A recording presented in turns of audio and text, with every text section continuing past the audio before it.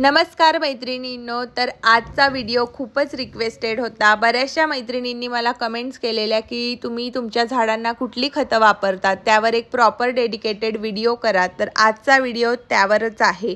तुम्ही घरी बसल्या खतं मागवू शकता, तुम्हाला कुठेही जाण्याची गरज नाहीये, कारण गार्डनिंग करणं आता खूप सोपं झालेलं आहे आणि या माझ्या व्हिडिओ थ्रू तर मी तुम्हाला आणखीनच सोपं करून देणार आहे।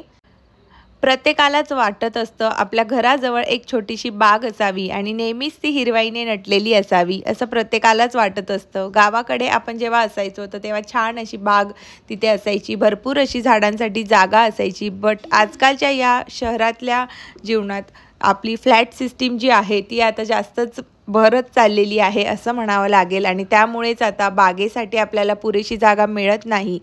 तर बरीच जागा आपल्याला अपूर्ण पडल्यामुळे आपण शोची झाडं, फुलझाडं आता बाल्कनीत लावू शकतो। तर ते सोपं करायचं आहे मला माझ्या मैत्रिणींसाठी आणि म्हणूनच आजचा हा व्हिडिओ आहे। तर मैत्रिणींनो, आजच्या या व्लॉग थ्रू मी तुम्हाला ज्या काही गार्डनिंग टिप्स देणार आहे, घर बसल्या तुम्हाला जेही काही खतं वगैरे लागतात ते मागवण्यासाठी मी जे काही ऑप्शन देणार आहे तर ते तुम्ही शेवटपर्यंत नक्कीच बघा। नक्कीच तुमच्यासाठी ते हेल्पफुल असणार आहे। तुम्हाला कुठेच जाण्याची गरज नाही आहे। बऱ्याच वयोवृद्ध ज्या स्त्रिया असतात तर त्यांनासुद्धा बाहेर जाणं शक्य नसतं आणि घरी बसून त्यांना जर का खतं मागवायची असतील तर त्यांनासुद्धा आजचा हा व्हिडिओ जो आहे तो खूप हेल्पफुल आहे। कारण जेव्हा वयाच्या 60 नंतर जेव्हा आपण रिटायर होतो तर तेव्हा बऱ्याचशा लेडीज, जेंट्सही त्यात असू शकतात, तर त्यांना गार्डनिंग करायला आवडतं, तिथे वेळ आपला घालवायला आवडतो। सो त्यामुळेच आजचा हा व्हिडिओ आहे। तर आज मी तुमच्यासोबत शेअर करणार आहे उगाऊचं जे खत आहे। उगाऊ हा एक स्पेशल असा ब्रँड आहे जो खास प्लांटिंगसाठी, प्लांट्ससाठी, त्याचे सेपरेट प्लांट्सही तुम्हाला ॲमेझॉनवर मिळतील। वेगवेगळ्या प्रकारची खतं, स्प्रे, फर्टिलायझर, सॉईल तुम्हाला मिळू शकते। माती, तुम्हाला स्पेसिफिक जी गार्डनिंगसाठी माती लागते ते, पुन्हा आपण शेणखत प्रॉपर घेऊन येऊ शकत नाही, सो त्यासाठी तुम्हाला स्पेशल असं काऊ मॅन्युअर तिथं उपलब्ध आहे। पुन्हा गांडूळ खत जे आपल्याला खूप महत्त्वाचं आहे आपल्या गार्डनिंगसाठी तेही तिथे अवेलेबल आहे आणि हे सगळं ऑर्डर फ्री आहे। तुम्हाला अजिबात असा घाणेरडा वास त्याचा येणार नाही आहे, इतकं स्पेसिफिक असं ते डिझाईन केलं गेलेलं आहे। तर आज तेच मी तुम्हाला सांगणार आहे। तर झाडं वाढवण्यासाठी सगळ्यात महत्त्वाची गोष्ट म्हणजे योग्य मातीची निवड। तर झाडांची योग्य आणि चांगली वाढ व्हावी असे जर का तुम्हाला वाटत असेल तर त्यासाठी तुम्ही झाडांसाठी चांगली माती देखील वापरणे आवश्यक आहे। माती जर उत्तम दर्जाची असेल तर त्या झाडांची वाढही चांगली होते, यात काही शंका नाही। तर यासाठी छान अशी माती मी तुम्हाला सजेस्ट केलेली आहे जी उगाऊची आहे। तर हे पॉटोमिक्स असं एक मिक्सचर येतं ज्यात सगळं काही मिक्स करून प्रॉपर तुम्हाला पॉटिंग करण्यासाठी ही सॉईल जी आहे, माती जी आहे ती प्रोव्हाइड केली जाते। लिंक डिस्क्रिप्शन बॉक्समध्ये असेल। त्यानंतर दुसरी जी टिप्स आहे ती सगळ्यात महत्त्वाचं म्हणजे झाडांना वेळेवर पाणी देणं, त्यांची वेळोवेळी काळजी घेणं हे सुद्धा तितकंच महत्त्वाचं आहे। झाडांची चांगली वाढ व्हावी असे जर का तुम्हाला वाटत असेल तर त्यांना वेळोवेळी पाणी देणे गरजेचे आहे। पाण्यामुळे झाडांची वाढ चांगल्या प्रकारे होते, त्यामुळे झाडांना पाणी किती आणि कसं द्यावं तेही फार महत्त्वाचं आहे। खूप जास्त पाणी जर का तुम्ही एकदमच टाकत असाल आणि नंतर 4-5 दिवसांचा गॅप तुम्ही देत असाल तर ती चुकीची पद्धत आहे। रोज थोडं का होईना तसं पाणी तुम्ही त्या झाडाच्या नीडनुसार द्यायला हवं, तर तुमची झाडं योग्य पद्धतीने वाढतील। त्यानंतर सगळ्यात महत्त्वाचं म्हणजे झाडांसाठी ज्या कुंड्या आपण निवडतो तेही एक महत्त्वाचा पार्ट आहे।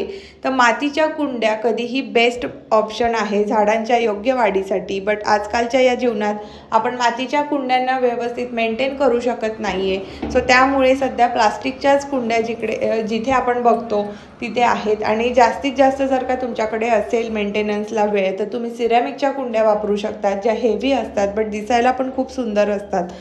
जर तुम्ही तुमच्या बगीच्यामध्ये किंवा गॅलरीमध्ये हिरव्या पालेभाज्या किंवा फळभाज्यांची लागवड करत असाल, जसं की आता किचन गार्डनचा खूप ट्रेंड आहे फ्लॅट्समध्ये, तसं करत असाल तर त्यासाठी मातीच्या कुंड्या बेस्ट असतात। कारण या प्रकारच्या या कुंड्यांमध्ये हिरव्या पालेभाज्यांची आणि फळांची वाढ जी आहे ती चांगल्या प्रकारे होते। त्यामुळे अशा परिस्थितीमध्ये मातीच्या कुंड्यांची निवड तुम्ही नक्की करू शकता जर तुम्ही किचन गार्डनसाठी इंटरेस्टेड असाल तर। आणि बाल्कनीसाठी तुम्हाला जर फुलझाडं वगैरे लावायची असतील तर तुम्ही मातीच्या केल्या तर बेस्ट आहे, बट प्लास्टिकच्याही कुंड्यांमध्ये, सिरॅमिकच्या कुंड्यांमध्ये भरपूर असे ऑप्शन आता आपल्याला अवेलेबल आहेत। त्यानंतर सगळ्यात महत्त्वाची टिप्स ती म्हणजे जसं की आपल्याला आपल्या दैनंदिन जीवनात खाण्यासाठी महत्त्वाचे जे प्रोटीन्स आहेत, घटक आहेत ते आपण घेत असतो, तसंच झाडांचंही असतं। जर आपल्याला आपली झाडं खूप छान असे फुलांनी भरलेली हवी असतील, फळांनी भरलेली हवी असतील, तर त्यासाठी खत हे फार महत्त्वाचे आहे।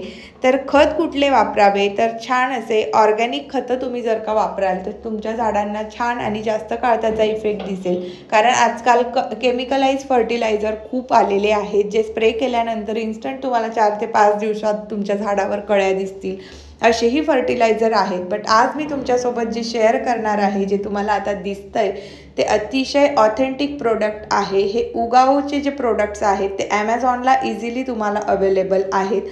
तर उगावचे हे जे पॉटोमिक्स सॉईल जी आहे ही घेतलेली आहे, त्यानंतर काऊ मॅन्युअर घेतलेलं आहे। काऊ मॅन्युअर म्हणजेच गाईच्या शेणापासून बनवलेलं खत। तर ते घेतल्यानंतर तुम्हाला छान त्यांच्यावरची जी माहिती आहे ती सगळी माहिती तुम्हाला आधी वाचून घ्यायची आहे आणि मग नंतर ते सगळं तुम्हाला करायचं आहे। तर आज मी तुम्हाला तेच दाखवणार आहे, हे मी कसं सगळं यूज करते। तर हे 3 पॅकेट्स जे आहेत ते मी मागवलेले आहेत ॲमेझॉनवरून। पुन्हा सांगते, ब्रँडचं नाव आहे उगाव। तर हे पॉटोमिक्स आहे, तर यात सॉईल पण मिळते। आपण जी रेग्युलर माती वापरतो ती तर छानच असते, बट ही तुम्ही एकदा वापरून बघा आणि तुम्हाला खूप छान असा इफेक्ट तुमच्या झाडांमध्ये दिसेल। ह्या झाडांचा रिझल्ट यायला ह्या खताचा वेळ लागतो, मला जवळजवळ 1 ते 1.5 महिना लागला, बट जो रिझल्ट आहे तो लॉंग टाईम असतो।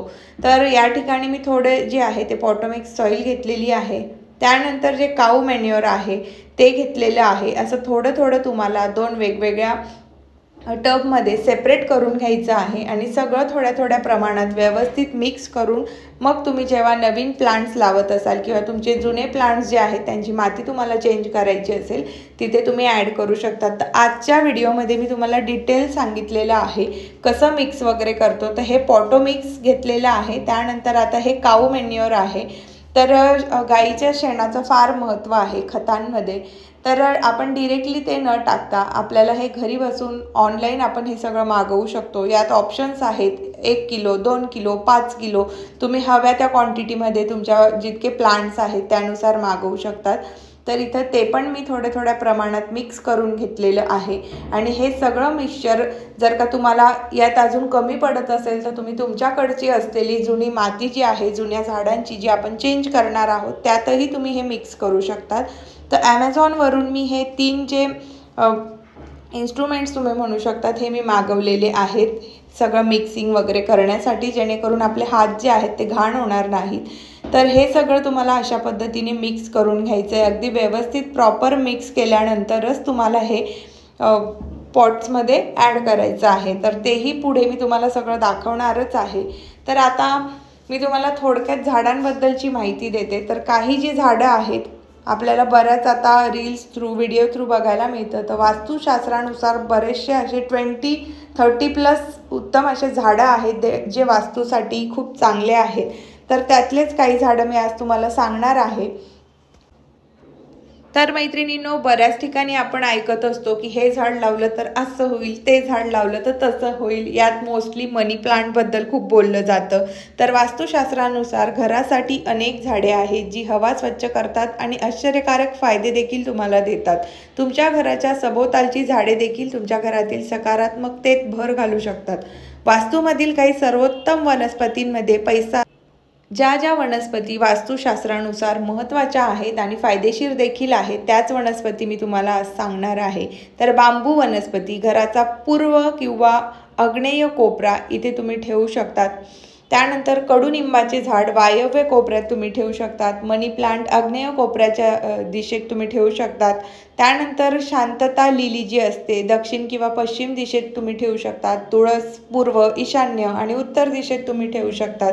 तर असे बरेचशा झाडांचे बरेच अशा दिशाही ठरवलेल्या आहेत, त्यातल्या काही मी तुम्हाला सांगितलेल्या आहेत। तर मैत्रिणींनो, सगळ्यात आधी मी तुम्हाला सांगणार आहे वास्तूनुसार सगळ्यात महत्त्वाची वनस्पती जी आपल्या घरात असायलाच पाहिजे ती म्हणजे बांबू वनस्पती. बांबूचं रोप तुमच्या घरात असायला हवं. वास्तूनुसार बांबू जे आहे तुमच्या घरात आनंद, सौभाग्य, कीर्ती, शांती आणि संपत्ती आणते. हे तुमच्या घराच्या किंवा ऑफिसच्या डेस्कमध्ये एक उत्तम जोड असू शकते आणि भेट म्हणून दिलेली एक शुभ वनस्पती ही मानली जाते. त्यानंतर कडुनिंबाचे झाडही तितकेच महत्त्वाचे आहे. ही एक अशी वनस्पती आहे जी चांगली ऊर्जा वाढवते आणि त्याच्या आरोग्य उपचार गुणधर्मांमुळे खूप लोकप्रिय झालेली आहे. वास्तुशास्त्रानुसार घराच्या वायव्य कोपऱ्यात कडुनिंबाचे झाड लावावे. त्यानंतर मनी प्लांटचेही एक वेगळेच महत्त्व आहे. वास्तुशास्त्रानुसार घराच्या समोर खोलीच्या आग्नेय कोपऱ्यात मनी प्लांट लावल्यास ते भाग्य वाहणारे मानले जाते. तुमच्या घराच्या कॉरिडोरमध्ये मनी प्लांट लावणे देखील आश्चर्यकारकपणे फायदेशीर ठरू शकते. त्यानंतर लव्हेंडर प्लांट आहे, बट मोस्टली आपल्याला ते जास्त बघायला मिळत नाही. सो म्हणून पीस लिली म्हणजे शांतता लिली ज्याला आपण बोलतो, तर पीस लिली वनस्पती हे प्रेम आणि सुसंवादाचे प्रतीक आहे. बेडरूममध्ये ठेवल्याने तुमची झोपेची पद्धत सुधारू शकते आणि वाईट स्वप्ने दूर होऊ शकतात. जर तुम्हाला निद्रानाश किंवा तुरळक विश्रांतीचा अनुभव येत असेल तर तुमच्या खोलीत लिलीचे रोपटे तुम्ही ठेवून बघू शकतात. त्याचे खूप छान फायदे तुम्ही अनुभवू शकतात. त्यानंतर स्नेक प्लांटही एक वेगळंच महत्त्व आहे स्नेक प्लांटचं. त्या वास्तूनुसार स्नेक प्लांट हा सकारात्मक ऊर्जेचा मोठा स्रोत आहे. खिडकीजवळ ठेवल्यावर ते ऑक्सिजन प्रवाहाला पुढे नेते आणि खोलीत शांत वातावरण निर्माण करते. असे मानले जाते की ते खोली देखील हानिकारक आणि विषारी पदार्थांपासून मुक्त होते.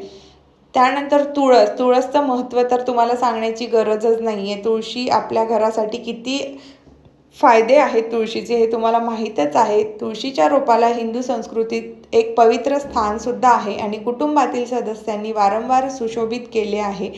तुळशीचे रोप घरी ठेवणे फायदेशीर ठरू शकते कारण पाने मोठ्या प्रमाणात ऑक्सिजन उत्सर्जित करत असतात.